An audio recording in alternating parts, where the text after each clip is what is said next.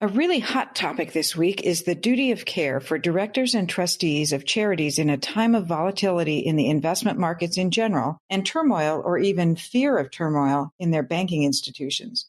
I'm not an investment advisor, and I can't and don't tell my clients where they should bank or what they should invest in. I can tell them, though, the standard of care that they are held to in their roles as directors or trustees of a charity. In this episode, I'll talk about the standard of care for investment decisions and some practical things that charity fiduciaries can do to take good care of the charitable funds entrusted to them. Welcome to the EO Radio Show, your nonprofit legal resource.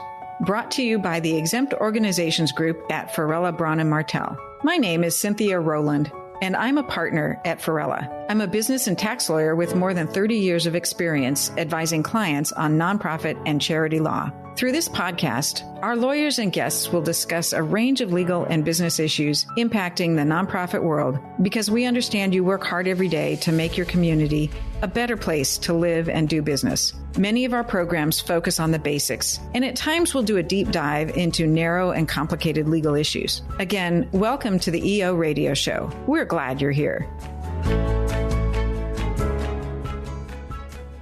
Most directors and trustees of nonprofit corporations and charitable trusts are aware that they can be personally responsible for misuse of charitable assets, whether by improper spending on insider transactions or excessive spending. And they also worry about potential personal exposure for loss of investment assets caused by poor decision-making.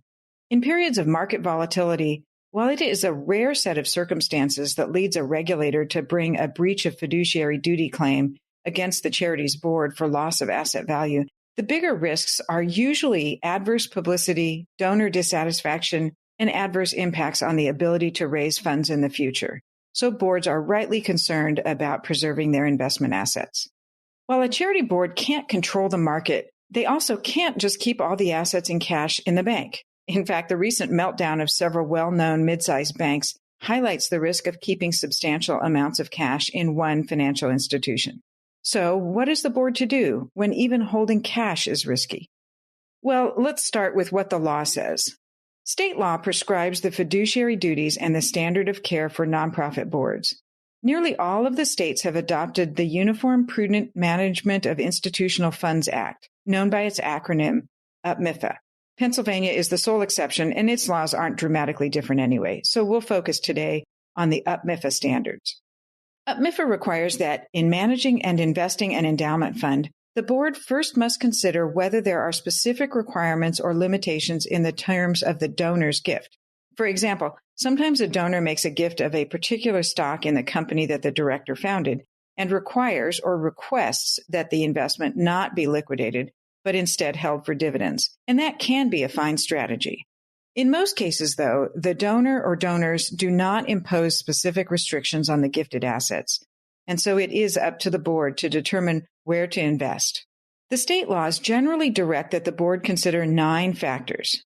1, the charitable purposes of the institution and the purposes of the investment fund. For example, a scholarship fund might be invested differently than capital held for long-term asset improvement. Number 2, general economic conditions. Number 3, the possible effect of inflation or deflation.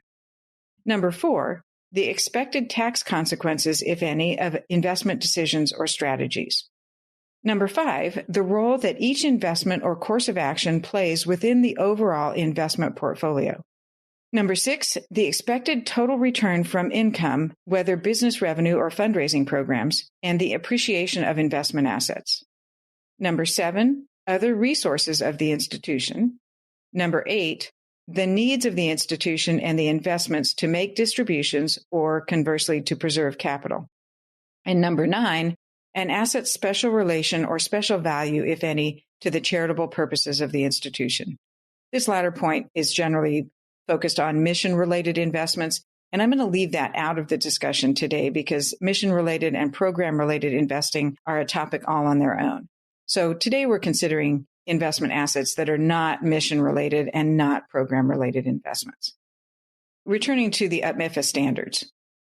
The laws provide that the board should not make fund management and investment decisions in isolation and should consider the context of the investment fund's portfolio of investments as a whole and as part of an overall investment strategy. The investment strategy must be based on risk and return objectives suited to the particular investment fund and to the institution itself. The board must diversify the investments unless the board members determine that, because of special circumstances, the purposes of the fund are better served without diversification. Subject to these standards, the directors can invest the endowment in any kind of property or type of investment. A word now about the principles of UPMIFA that recognize the duty of care and the duty of loyalty imposed on the charity board. UPMIFA requires that investment decisions must be made by the board in good faith and with the care an ordinarily prudent person in a like position would exercise under similar circumstances. UPMIFA requires prudence in incurring investment costs as well, making it clear that the law allows only costs that are appropriate and reasonable. So let's think about the practical application of these principles.